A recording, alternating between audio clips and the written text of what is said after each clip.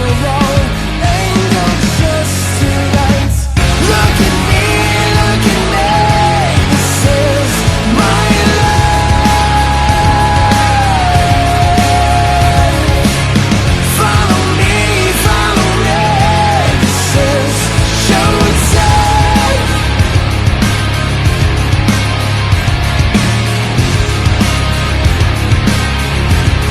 up, guys? Welcome to the fastest rising podcast in all of professional wrestling. Welcome to the Tucker Chin podcast.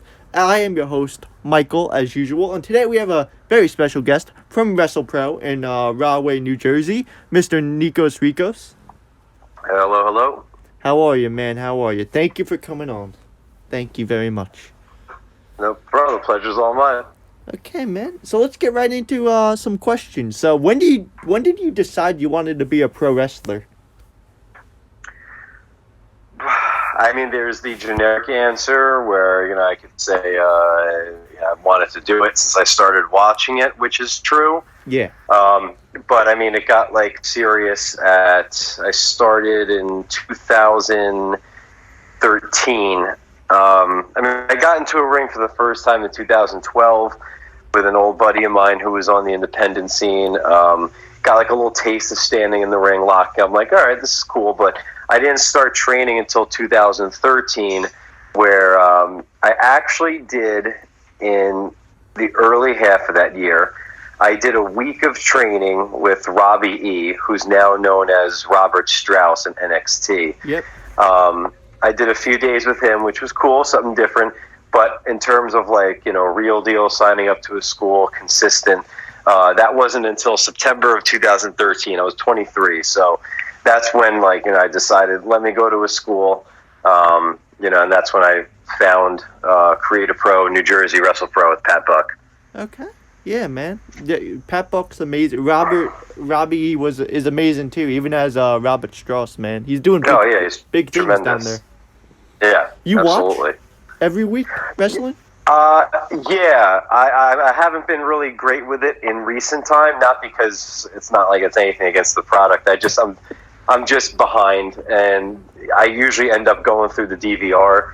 I end up watching more older stuff, right now as I talk to you, really random, but it's on mute. I've got Backlash 2005 on. I'm watching Shelton and Jericho.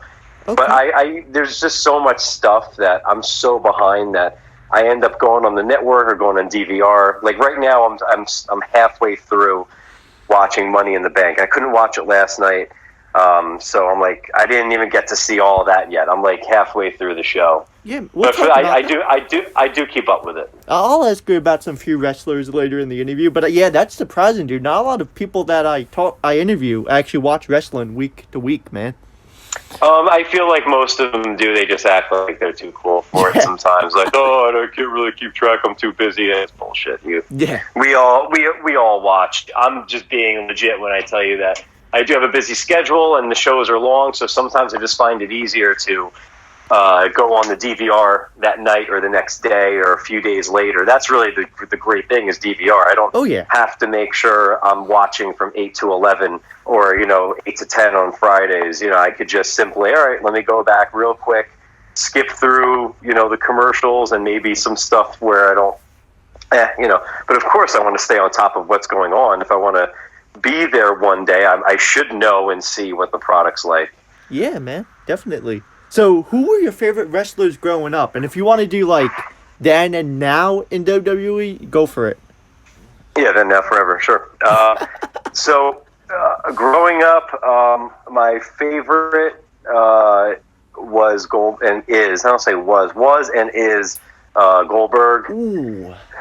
I got into wrestling, I don't know, probably 5 or 6. Goldberg came around September 22nd, 1997. And ever since then, anybody that craps on Goldberg and whatnot, all right, whatever. You can say what you want about his wrestling, but the guy is entertaining. He knows his character. And, growing up watching him, it was a superhero. He would get in the ring, and I just wanted to see how bad he was going to maul the guys.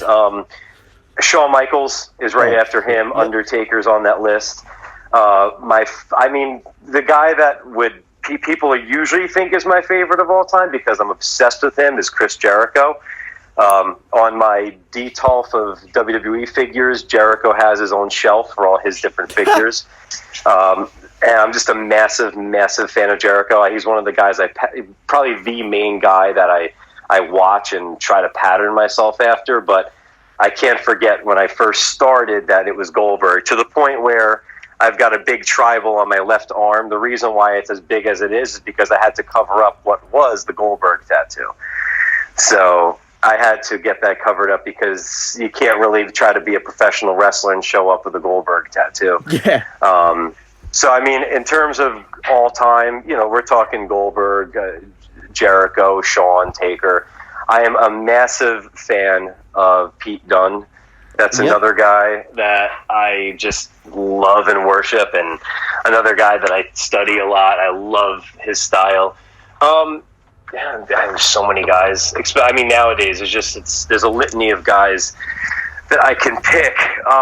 But those are the ones I'm a big fan of Punk, especially when he had his run. I've always loved Randy. I think he's one of the absolute greatest of all time. Those are the first ones that are, kind of jump off. Of course, I love The Rock, like the guys who grew up, DDP. Yeah.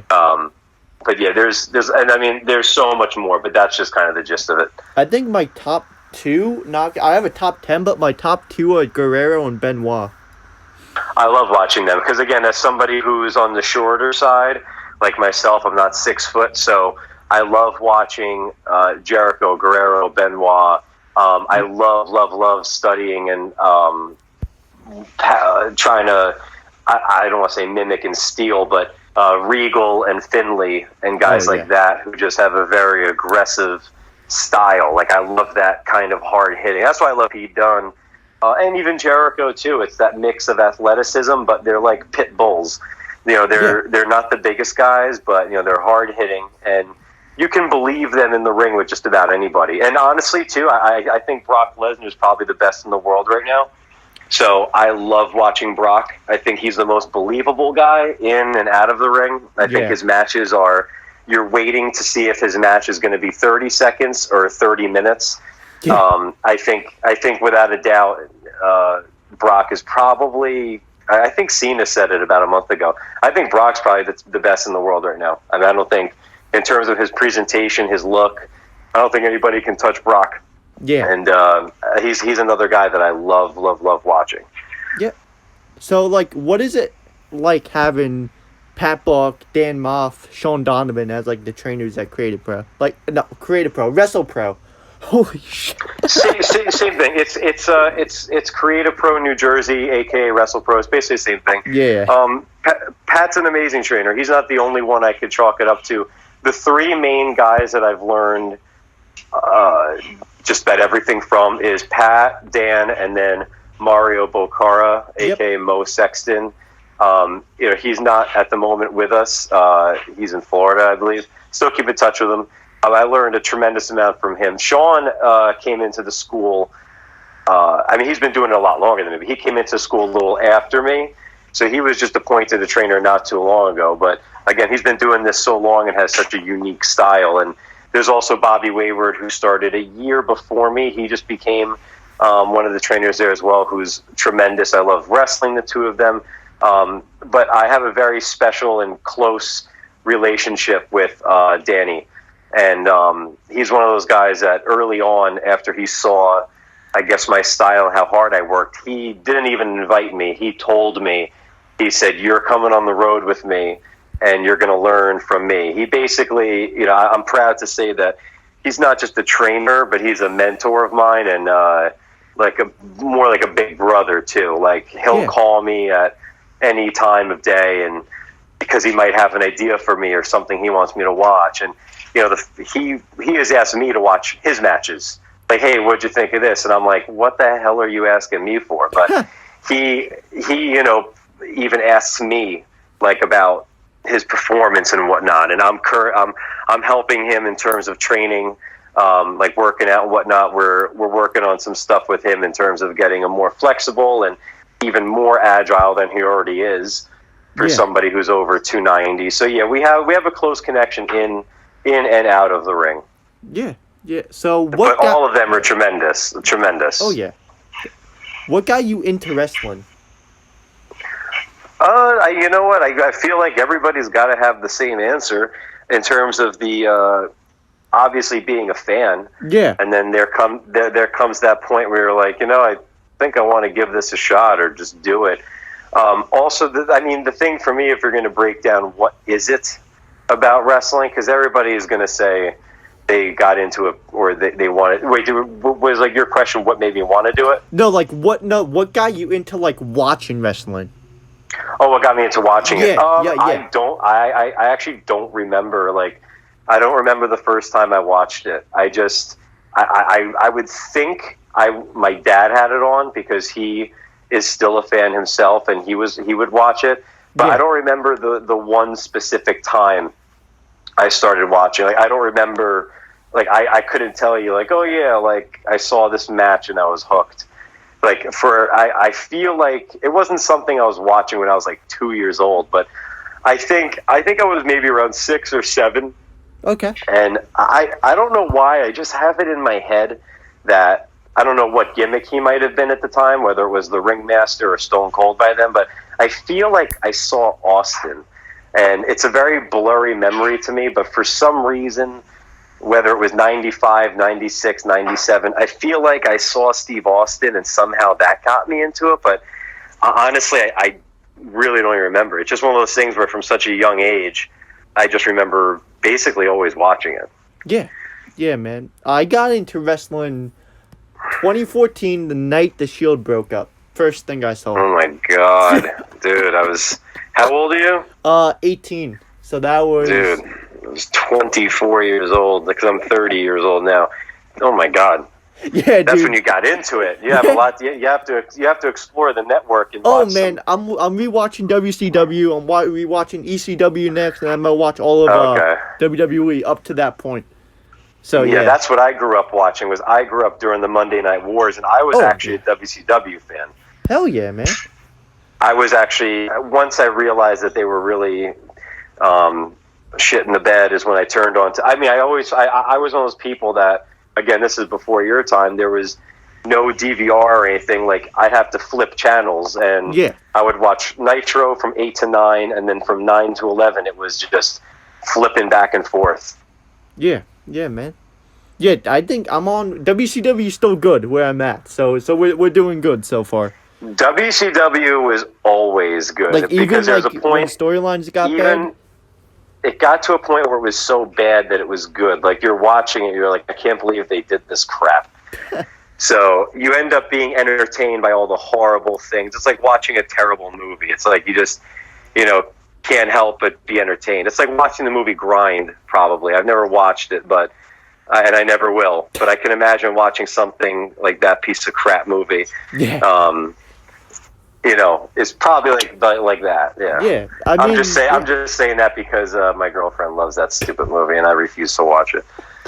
I mean, it like the wrestling must still be good, I guess, even if the storylines are bad. There was a lot of WCW wrestling that was still good. Like in 2001, even though it was for a very short time, you had a guy like AJ Styles. Yeah. Who was there, and he was trying to break in. You still had guys like Jamie Noble and Jimmy Yang. You still had Booker T, super talented guys. There just wasn't much talent left, or there was really shitty storylines and stuff like that. But like WCW got to a point where it was just so horrible that like you just had to watch and laugh at times, like some of the stuff that they were doing. Yeah, man. I laughed sometimes at the early days when they did like the Legion of I'm gonna forget it. Dungeon of Doom. Dungeon of Doom. That was like hilarious. silly stuff like that. I mean, dude, we see silly stuff in WWE. It's part of wrestling. There's stuff that's silly that works. There's stuff that's silly that doesn't work. But it's all entertainment, Yeah, man. So if you could change anything about the wrestling industry, what would it be? The industry as a whole. Yeah. Let's see. To get me a contract, that's what I would change. Okay. I would make sure that if I could change anything, it would be having my name signed on to. I will say this. I'll say a company, like just to get a contract, because I would go to a place like AEW, but the goal is WWE. That's my sarcastic answer. Now, in terms of what would I do if I could change one thing, man, I'm not a pessimistic wrestling fan where I don't, and I'm not I see it with a lot of wrestlers too, where I don't know what it is, but sometimes fans and even other wrestlers, all they want to do is just crap all over wrestling. I think maybe if I had to change one thing right now, it would be for more drawn out storylines, where instead of just, you know what, perfect example.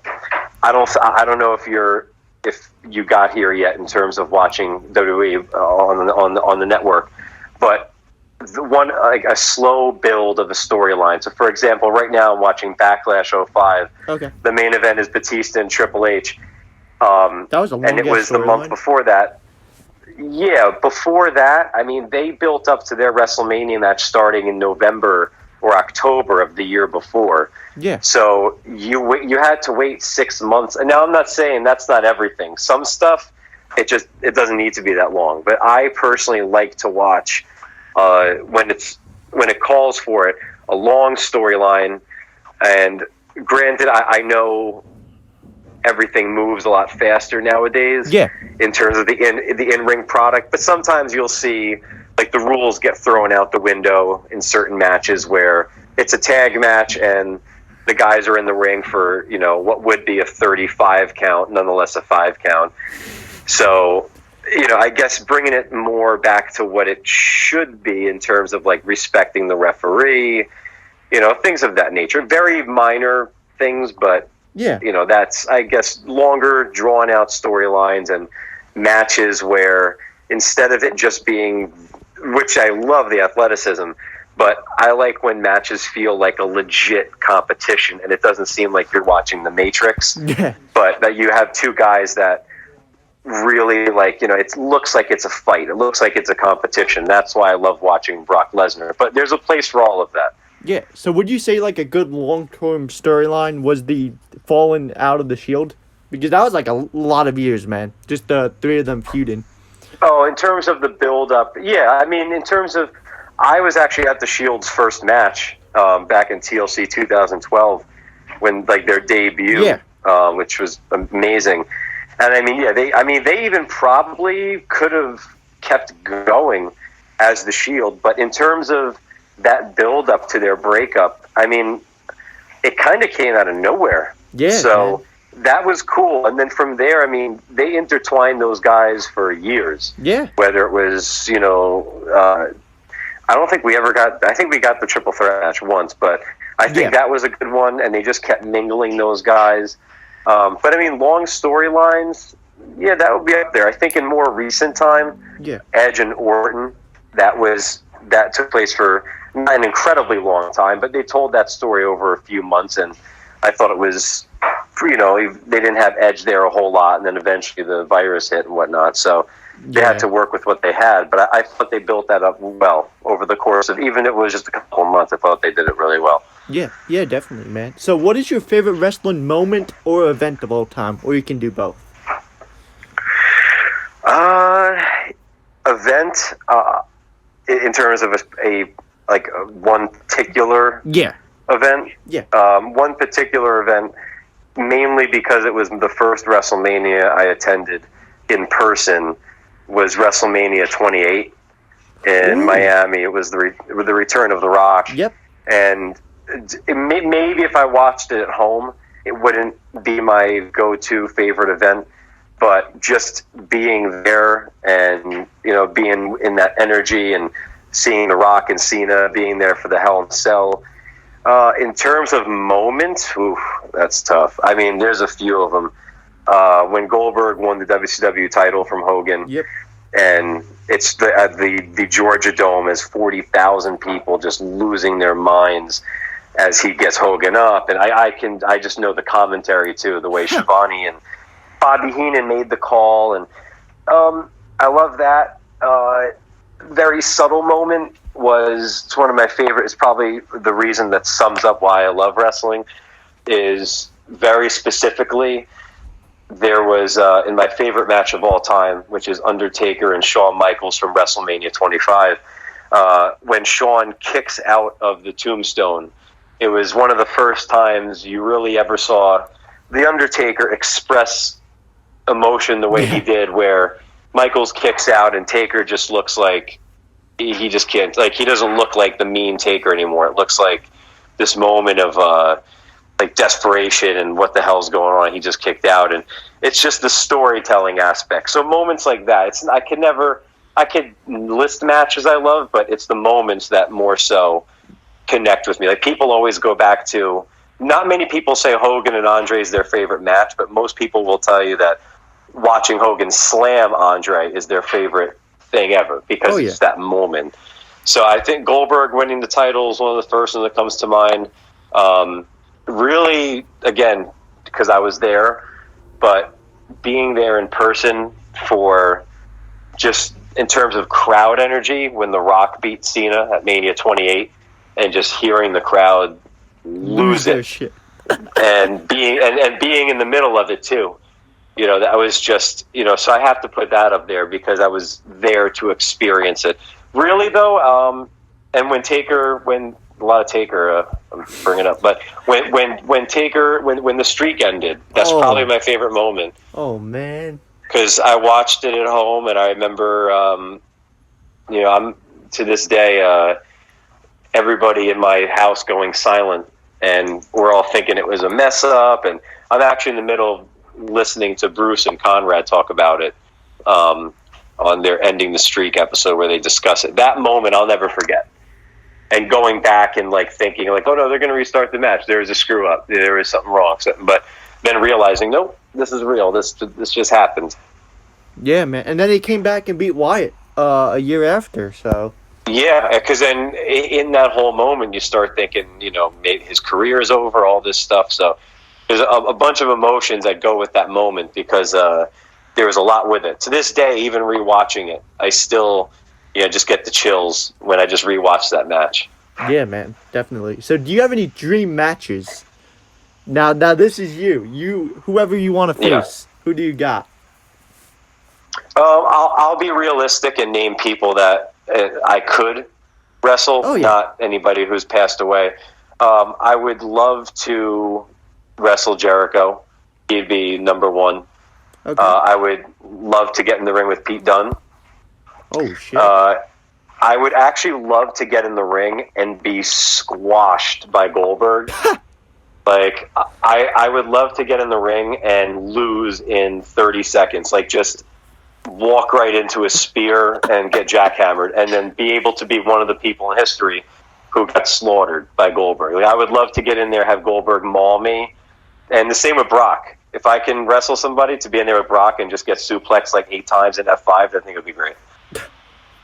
So I think those four, you know, Jericho's number one, but Jericho, there's so many more I can name, but Jericho, Pete Dunne, I would definitely say Undertaker. Oh, but, yeah, man. You know, in order to specifically, I can tell you to get slaughtered by Goldberg and Brock, I wouldn't want to have a match with them. I would love to be able to go in there and get murdered by them. Back to back. Yeah, exactly. Like, I would just get speared and jackhammered by Goldberg, and then Brock would come out and just, you know, throw me around until I'm dead, and then F5, man. Why not? I've lived. Yeah, 100%. How about Orange Cassidy? Yeah, that would be fun. I've been on a few shows with him. He's a super nice guy, really laid back, as you can imagine. And very laid back. Anything I've ever seen of him, too, literally being there in person and watching him work, it's fun. It's simple, and what people don't realize is, like, you know, when it's time to turn it on, I mean, he can does go. It, man. Yeah, man. Yeah, like he can go. Could you handle his kicks of doom? So it's funny, like, I actually think people don't really understand how that works. So what I mean by that is those kicks of doom, they're not, like, people think, like, oh, and this is why they also criticize him. They think, why would somebody get in there and, sell that, or act like it hurts? Well, nobody does. Nobody does. They stare at him. What he's doing, he's taunting somebody. People think he's actually trying to kick them. If you think that he thinks that that's going to work, he's not. He's trying to rile somebody up. Like, instead of him slapping somebody in the face like we've seen wrestlers do, his version of trying to taunt somebody and get them emotional is to just do these, light kicks. So that's the whole point. I think people misinterpret it. They actually think he's trying to hurt the guy. He's not trying to hurt the guy. He's trying to piss them off so that when they go to punch him, he could duck and, start to go to town on them. Because then it's like he's almost capitalizing on their mistakes. Yeah, man. And that's the genius behind his character. I think his character is actually somewhat misunderstood. People always thought he was a sloth, but he's kinda, but like... Well, yeah, he calls it like sloth style because he goes slow. Yeah. But the whole point is he's trying to rile you up, like piss you off, you know what I mean? So that when you start to, you try to punch him or kick him or, go after him, like he'll, you're going to screw up because you're getting so enraged that he'll capitalize.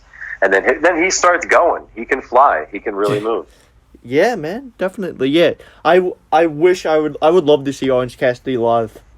I would laugh my ass off. He's great. I would laugh so much. So, do you get anxiety in front of like a crowd, or right before you go out the curtain when you first started, still to this day? No, I wouldn't really call it anxiety. It's just the butterflies, and sometimes I don't. I like always get like hyped up. Yeah. And there were times, and there's still, don't get me wrong, there still are times when, if it's a really big match or whatever it may be, the situation, like I could get like, I wouldn't say anxiety, but just like really like the jitters, nervousness. For the most part, there's always some kind of little butterflies, but honestly, sometimes there's not. Sometimes like I just feel fully comfortable, and I always feel confident what I'm doing, but other times it's like, okay, like no need to overthink this. Yeah. Like I'm more so like pumped up is the best way to describe it. And there's times where I'm not nervous whatsoever. There's times where I'm nervous as hell. Yeah. Yeah, man. It just depends. Yep, it depends what it is. So here's a good one. So if you had 2 contracts today, now think about the whole situation. AEW, WWE, who are you choosing? I got my personal answer to this, if that's cool with you. So I definitely WWE. No, oh wait, that's your answer, or you were guessing mine? That's my answer. Oh, no, that's my answer. Even without a crowd. Yeah, I mean, neither of them have a crowd. Yeah, and in the long run, that's the company that I grew up watching. That's the company that I really fell in love with, and that's always been the company that I want to end up with. And the few times that I've worked for them, each time I got the feeling of, okay, I want to, like, this is an awesome atmosphere. It's an awesome environment. I want to come back here. Like, I want to be here. So that definitely helped, encourage that feeling. But yeah, without a doubt, as I would absolutely go to AEW, ROH, Impact, MLW, New Japan. But yeah, first on my list, and if I only had to pick one, without a doubt, it would be WWE. Who do you think's doing better without the crowd? AEW? Do you watch both? Like, without a crowd? Yeah, I do watch both. Me personally, WWE, I think, is even doing... without a crowd? Yeah, I do like what they're doing a little... I enjoy both. Yeah. I do like what they're doing without a crowd, especially that they're embracing the on-location stuff, like the Boneyard match, the Firefly Funhouse. Yeah. The way that they shot Ciampa Gargano. There's still, all the production is still there. Even if you saw Killer Cross or Karrion Cross and Scarlett's entrance, the production is still second to none, regardless of there not being a crowd. Yeah, man. Yeah. And I haven't watched the Money in the Bank yet, but from what I've seen, that also looked tremendous. So it's good that they're capitalizing on, the on location stuff. Yeah. So do you have a favorite match you wrestled so far in your career, or like top 5? Yeah. Again, it's not because the match was an amazing match, but one of the first ones that comes to mind is I did wrestle Keith Lee on NXT. Oh, yeah. And that comes to mind because it was the experience that it's not like we had, it wasn't even a match. I mean, it was, but it was just like a few moves and I was done. But it was the fact that it was the experience of being there, being in the locker room, working with them, watching the production, taking it all in, and then being in front of that crowd and then getting a feel for what it's like to be in Full Sail. And then on the other hand, when me and Bobby Wayward and I, we wrestled we got killed by the Viking Raiders in November on Raw. And that was another feeling. It was like, okay, it was a quick match, but again, it's not always sometimes the actual quality of the match. It's, sometimes it's the moments. And in that particular instance, for me, it was the fact of the experience. And it was a reminder of like, okay, I want to do this every week for this company. So those matches come to mind, but I've had 2 matches with Dan Moff that are very near and dear to me. One is nobody saw it because it was at a street fair, so whoever was there got to see it. But to this day, some of the guys in the locker room were like, "Dude, I remember that match. That was awesome." And then there was a ladder match I had 2 years ago that I ended up winning, not because I won it, but because of that match and just never having a ladder match before that, and it was a really cool experience. So that's up there as well. I could keep picking, but those come to mind. When you wrestled for NXT, was it before it was live? Like when it was pre-taped, or did you do it live on USA? It was pre-taped. It was when they were still on. It was when they were still on the network. Oh man, how long were those tapings? Though How long were those tapings like before USA? When I went there, it was a couple. Oh my god! Sorry, I just watched the Hurricane take a crazy bump. It's all good, man. Oh Jesus Christ! This is actually a really physical match. Actually, this brings back memories. I actually did wrestle La Resistance as well, but back they would tape over the course of a day or two. I was down there for 2 days. They had taped, I think, like 4 weeks worth of TV. Holy shit! Because it was also, remember, that was when the episodes were an hour on the network, and they're not all matches. There's promos and commercials and vignettes and interviews and cutaways. So, all you have to do is really tape just a few matches, and then technically that's, all right, we're already done. We got one episode, so. Yeah. It's not like it was really hard to do that. Yeah. Any hobbies outside of wrestling? Yeah, I'm a personal trainer. I helped start up a personal training studio with a friend of mine a few years ago. It's in the area I live here in Jersey, in Middletown specifically, called Infinity Health and Fitness. There's that. I do volunteer with animals. I've been at my local shelter for 7 years. Anybody that knows me knows I love animals more than anything. Right now I've got 3 hamsters, Bear, Harley, and Ivy. I've got a cat named Jude. And right now I'm in the middle of rescuing cats that are stray. So, and that's probably going to be what I end up doing in my later years, is rescuing animals and working at a shelter, I'm sure. Any dogs? But that's, I don't live with my parents anymore. So when I live there, I mean, we have one now, but we've had dogs our whole life. But at the moment, we have one dog. Okay. So I still go there almost, on a weekly basis, and I'll take him out. We've got a couple cats that I adopted that I left at home with him, with my parents, because they just got really comfortable. But yeah, so that's a big hobby. I love collecting. I'm a big figure and memorabilia collector. Big into like comics and all that's a big nerd. I have like a whole separate shelf of wrestling figures, a separate shelf of Batman, a separate shelf of Star Wars, Funkos. It's everything. Dude, this interview might go on for hours if we start talking about that stuff. Yeah, I know. Trust me, I could go all day with that. Yeah, bro. Damn. Hey, God bless you, man. God bless you. Thank you. Was WrestlePro, was that the first place you trained at? Yeah, that was again. I did a few days with Robbie Strauss. That was my first taste of it, and then it was in September of 2013 that I started at WrestlePro, Creative Pro, whatever you want to call it. Yeah. So yeah, that's been my primary and main source. Okay. So what indie promotions do you want to wrestle at that you haven't already? Do you have any like in mind, like a preference? Yeah, there is some in terms of in my area on the Northeast, in this area. Like I would love to work for Beyond Wrestling, Limitless. Those are a few that come to mind, and then of course there's the ones that are out in other parts of the world. Of course, I mean, I'd be lying if I said I wouldn't want to work for a place like PWG. Oh, man.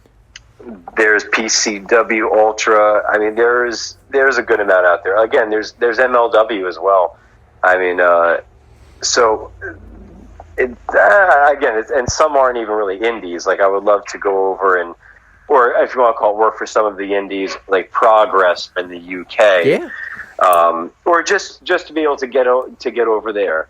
Or even in Japan as well at some point. Like, I think that would be a thrill.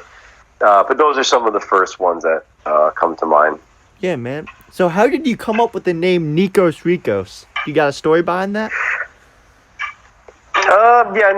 Nothing really fancy. It was given to me years ago. Before WrestlePro became WrestlePro, it was PWS. And they were looking for an ethnic character. So here I come as Nikos. Okay. Did you have a plan B when you first started training in case it didn't work out? In case wrestling didn't work out? Yeah. No, not anything that was like a career move. Essentially, like I didn't. I did a little bit of college, but I didn't go. Like I wasn't going to go to college and get a degree that I wasn't going to use. I knew that I would. I wouldn't just sit on my ass if for some reason wrestling didn't work out. Like if I got hurt tomorrow and I for some reason couldn't do it, I mean, I would definitely do something that's still fulfilling, like my personal training career. And like I said, either way, at some point or another, I definitely see myself further and deeper working with animals.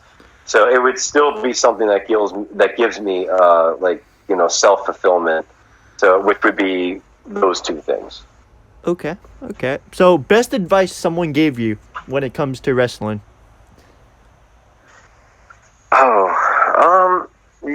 That's funny. I just was asked this as well recently on another podcast. There's a bunch of different advice, whether it's been in training, at practice, or whether it's even been in some of the seminars that I've done. But one thing that across the board that it's nothing that's like mind blowing, but it's one thing I'd even heard before I got into wrestling.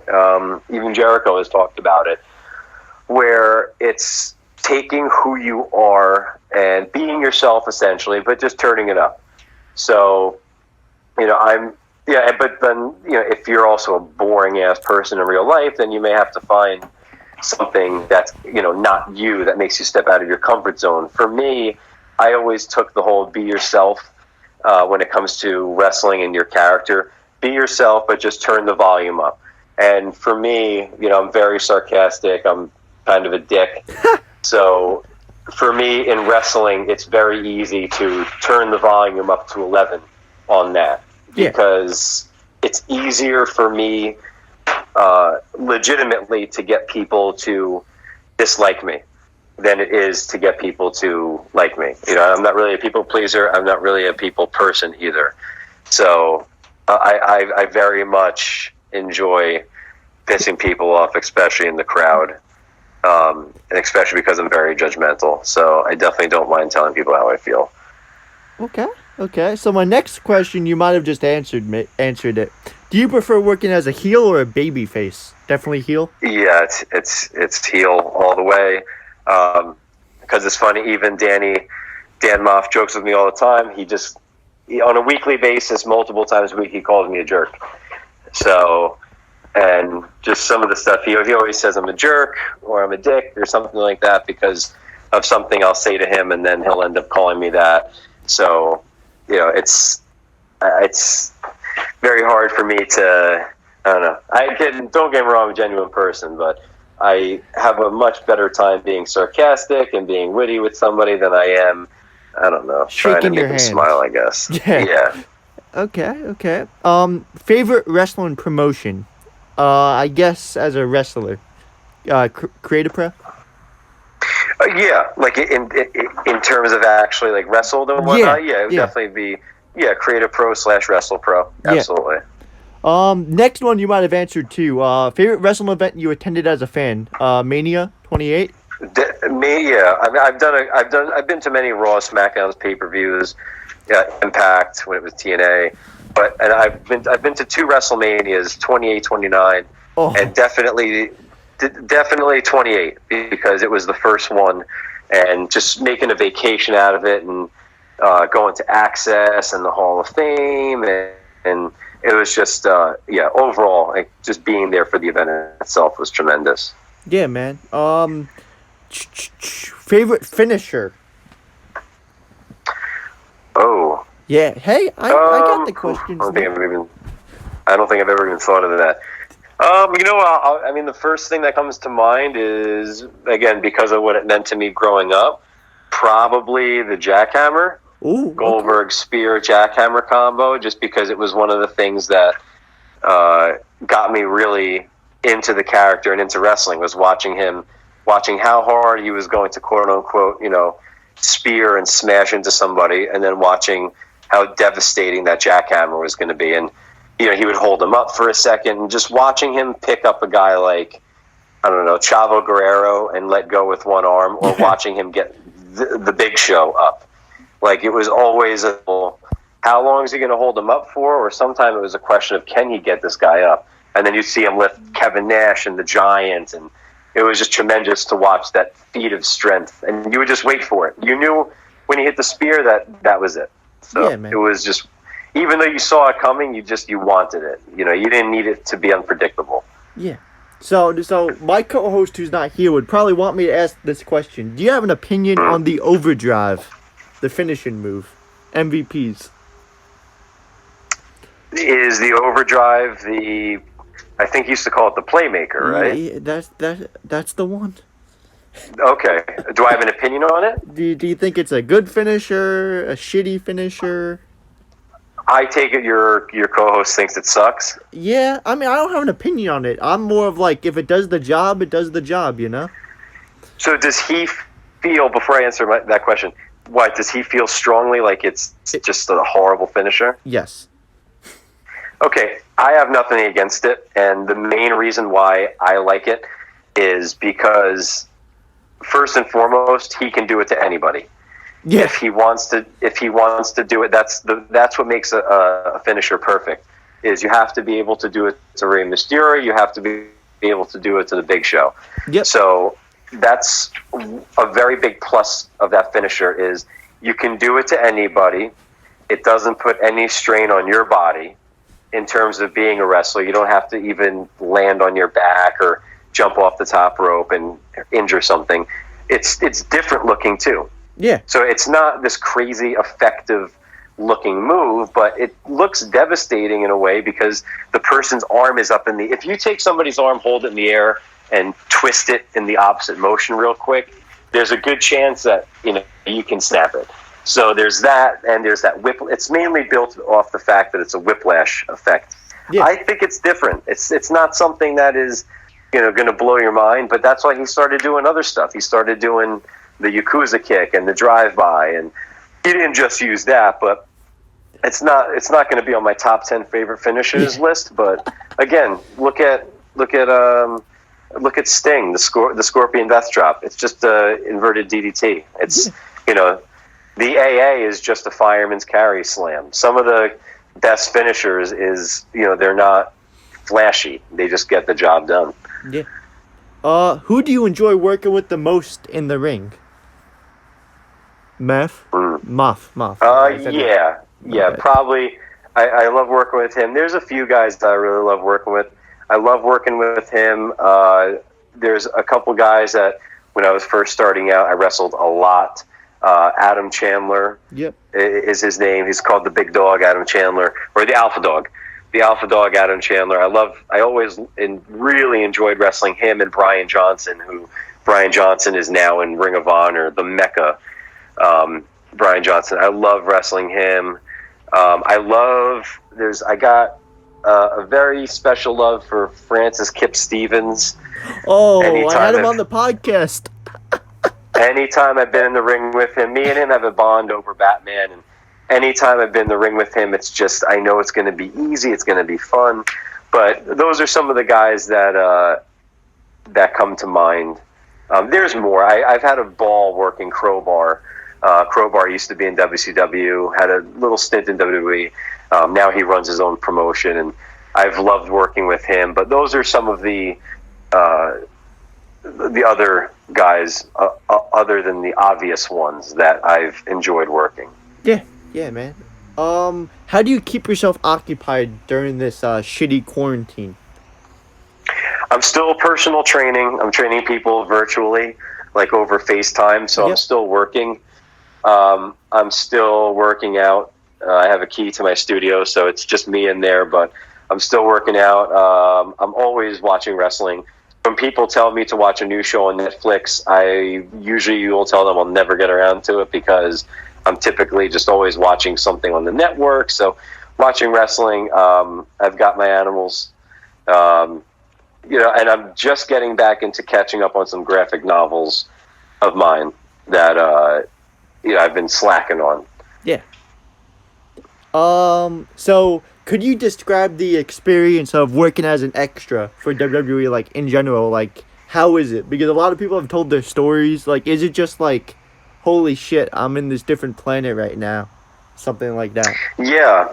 You really get overwhelmed by it, and the production and the people that you see, backstage, and just walking in and seeing how much work is put into one episode, and the trucks that's there, and all the people that don't really get thought of, like these workers that are in hard hats that are putting up the set and they're tearing it down, and it's really you get taken back by seeing how much is put into it, and you just kind of stay out of the way, try to be a fly on the wall, do as you're told, and just try to soak it all in. It's overwhelming is the best way to put it. Yeah, man. So, obviously, now that you're a current wrestling fan, I just got to ask a few opinions on a few wrestlers. First, I'm going to bring in probably one of the greatest things in WWE right now, The Fiend. What do you think? Oh, yeah, I think it's tremendous. I love the, his appearance, his entrance, his style. He's basically like Michael Myers, where he's supposed to be a bad guy, but you really just can't help it. Want to see him just, you always want a Michael Myers to just get back up and kill the teens, even though the teenagers were the good guys of the film. You really just wanted to see how bad he was going to kill them. And that's who the Fiend is. The Fiend is not just he gets cheered, but he's kind of like watching a horror movie villain. You just want to see him do his thing, even though, he's supposed to be the bad guy. But yeah, and I love the fact that he can mix it up and be Bray Wyatt, and there's a lot of depth, to that character. Yeah. Do you think they're adding anyone to the Funhouse or doing more characters? I hope not. No? I hope not. I think if they add in terms of puppets, that would be cool. But in terms of physically, I just hope they just keep it at him. I don't think I'm really interested in seeing. I mean, maybe like a Sister Abigail. I think it would be cool, but I like it just being him and the Fiend, and then of course they have all the puppets and whatnot. I think maybe another puppet would be cool, but I think what they've got, less is more. Yeah. How about him playing like a puppet, like another Fiend type thing? Like we have that would be different. Yeah, like him playing Huskus.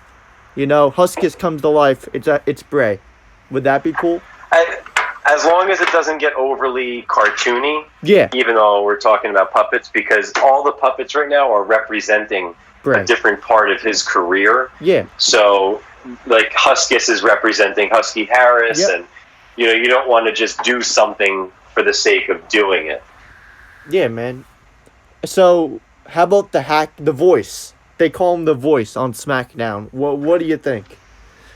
I'm not really. I know of it, but I haven't actually really seen it. But from what I have seen footage wise or stuff on social media, I mean, it's different. It's cool. It's just, again, it's something different. You don't have an audience there. Why not do some pre-recorded stuff? I know there's different rumors on who it could be, which hopefully can give somebody else an opportunity on the show and to, change up their character. So I'm for it. If it gets somebody else on TV who deserves to be there, then absolutely. Yeah, definitely, man. I'm trying to think what else is going on now. Rollins' Messiah gimmick. You like it? Yes, I do. I think he's better as a heel. Yep. I like the look. I like the jacket, the glove. I definitely think he's in his element as a heel. Yeah, man. Definitely, dude. Now we got to go into comics, man. Hit me with some of your favorite superheroes. Marvel or DC, first of all? Movies? Overall, Marvel, but Batman's my favorite. Okay. So I like Marvel's selection better, but by far, Batman's my absolute favorite. In terms of, I have countless books, shirts, memorabilia. I just took a picture last year with Val Kilmer next to the Batmobile from Batman Forever.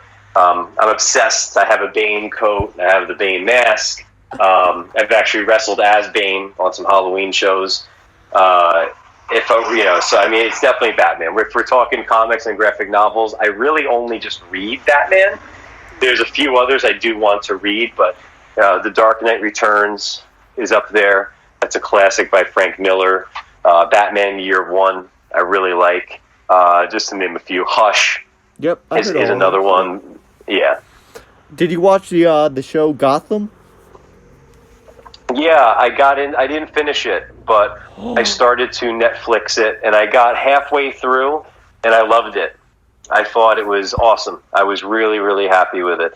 So I'm looking forward to. I'm probably going to hit the reset button and watch it from the start pretty soon because I really thought they did a good job. Dude, they got all the seasons on Netflix now, man. I might rewatch it. I watched it. I'm gonna have to. Yeah, I watched it live throughout those years. It's amazing. Yeah, no, I think it's tremendous. Yeah. What else have you been watching on Netflix? You said you watch Netflix a bit. Any new shows? No, I'm only going back and watching stuff that I didn't finish or I missed some. I went back and I rewatched The Office. I rewatched Lost because Lost I never finished when it was on TV, and it's even better now watching it years later. And right now, rewatching. Well, actually, I haven't really ever watched the show in full. 30 Rock. Oh, and I need to watch that. I'm a big fan of comedy, and after 30 Rock, I will probably actually rewatch Gotham and then finish Gotham because I never finished it. Okay. Stand-up? You like stand-up comedy? Yep. Louis C.K., Jerry Seinfeld. Okay. To name a few. I used to be a big Dane Cook fan. Who wasn't? But those are a few that, especially Jerry and Louis C.K. are two of my top one. Brian Regan as well. Very underrated. Okay. How about Sebastian? Oh my God! Yeah, I love him. I just watched him a couple days ago. I think he's the best in the world right now. I think he's absolutely amazing. There's a few New York guys. Mark Normand, Jerry shouted him out. I've never heard of him. Yeah, I'll check him out. Bert Kreischer. I know the name. Tom Segura. Unfortunately, I watch. He's good. Yeah, he's funny. It is what it is. I think people are taking him a little too seriously.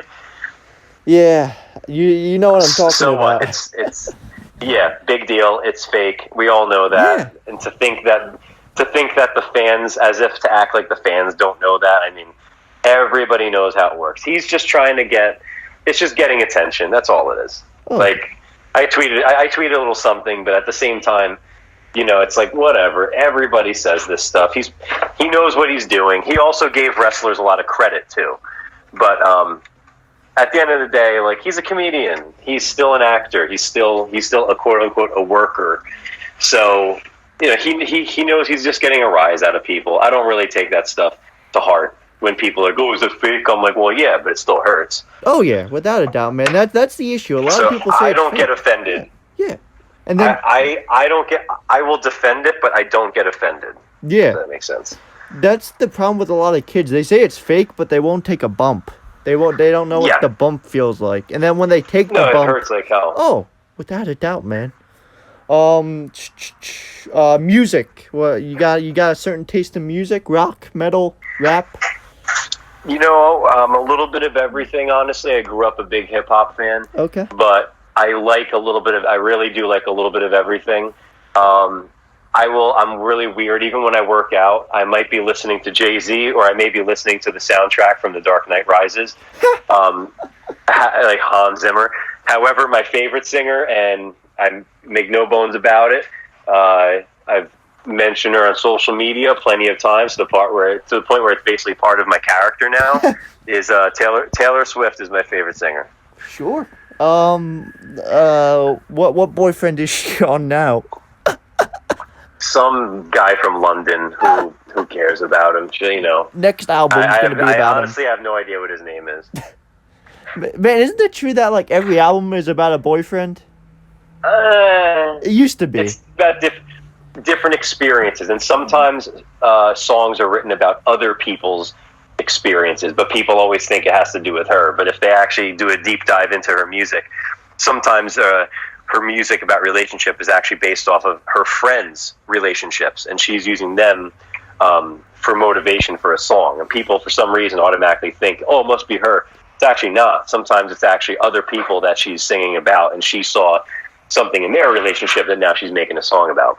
Man, I think you need to use Taylor Swift as your theme song now. I have done it. No, I have done it before. Trust me. Any rock bands? Like, do you have favorite bands? Well, the very generic answer, but I've seen them in concert, and I do own, at least physically, now I don't have to own any album because I have Apple Music, but I do love Fozzy, because naturally I love Jericho, and we saw Jericho and Fozzy in concert. They opened for Nickelback. Yes! And, yes! We were there, rocking our asses off. I do love Metallica. If I had to name in terms of all time when it comes to rock, probably AC/DC. Okay. They're my go-to, where if I'm going to listen to just, rock, and if I had to pick one, if I'm going to put on the greatest hits, the essentials, it's going to be AC/DC. Okay. So AC/DC, Metallica, Fozzy, top three. If I had to pick one, probably AC/DC. Okay. You're a Nickelbacker? Yeah, I'm not we went to that concert mainly for Fozzy, but so it's not like we went for Nickelback and got Fozzy. We went for Fozzy, and Nickelback for us was the add-on, but Nickelback is freaking awesome, so I don't care what anybody says. Yes! They were fantastic, and I would go see them again without Fozzy there, so. This summer, hopefully, I got tickets. Wait, when was this? Last year? Or this year? Hold up. Yeah, man, so Nickelback live, dude. Fucking insane. A great band. I can't wait to see them. Absolutely. Can't wait to see them live. I highly recommend it to anybody. They'll surprise you with how good they are. Yeah, man. The backup singer is very good too. Ryan. Yes, yeah. I wasn't sure of his name, honestly, but yeah, no, he was. They all were tremendous, and just the actual performance side of it as well, not just the music, was in terms of the lights and just the energy they brought. Oh yeah, man. Just again the way it was funny too, just to for them to recount stories and whatnot of being on the road and their personal lives. Yeah, man. Yeah, I didn't actually catch that tour. They did that tour for like 3 years, I think. The Feed the Machine tour. They had like Daughtry. You probably heard of him. Of course, yeah. I mean, I'm not like some big fan of him, but the guy himself, I actually like him. Yeah. Bad Wolves. You probably heard of them. Yeah, I was actually just listening to them earlier during my workout. Yeah, I'm seeing them this summer again, hopefully, with Stained. Oh, cool. Yeah. Yeah, of course, absolutely, classic. Yeah, man, and Disturbed. Yep, love them too. You seen any concerts this summer? Hopefully, at in Jersey or no? No. I was supposed to go with my girlfriend to Breaking Benjamin, but that's not happening. And wait, did they cancel that yet? No, but I don't think there's going to be anything going on for the rest of this year in terms of big public assemblies like that. I really highly doubt that there's going to be anything of that nature. I have my Breaking Ben tickets as well. Hopefully, man. That's all we can do is hope, man. Yeah, I'm thinking that's not happening, but fingers crossed. Yeah, man. So I guess this is the part where we ask our guests if you have any questions for me. So if you got any, hit me with them, bro. Anything. Oh, do I have anything for you? Yeah, see? This... All right, just give me one. Favorite graphic novel or comic? Shit. Infinity War. I actually went back and read that. My brother got it for like his birthday like a year ago. Like both parts, and I went back and read it, and it's amazing. Nice. I'm more of a DC guy, but I fuck with Marvel too. Absolutely. Yeah. So hey, man. This is so you can do your outro. We take turns doing outros. So if you want to plug anything, shout out anyone, go for it, man. Sure. Yeah, you can follow me on Instagram and Twitter. It's at, I think it's OPA. It's _, and my name Nikos Rikos. There is a YouTube channel that I have to update as I pay zero attention to it, so hopefully I'll get around to that at some point. And then Facebook Nikos Rikos, but that's not really Instagram and Twitter I think or mainly Instagram is where it's at. I'm don't asking for a TikTok. I'll probably never get one. I think it's stupid. And just you could, in terms of where I'm at when there is going to be shows, it'll be posted there, and hopefully at some point or another end up back where I want to be, with on TV in some capacity. So but on a consistent basis, that's the goal. Yeah, man. Yeah, guys, definitely check out Nikos Rikos. Great dude, great wrestler too. Instagram will be in the bio below. Follow him there, and then you could find wherever his other accounts from there. Give him a follow and everything. Don't forget to like this video, subscribe, comment. Keep tucking your chin, guys. Love you all.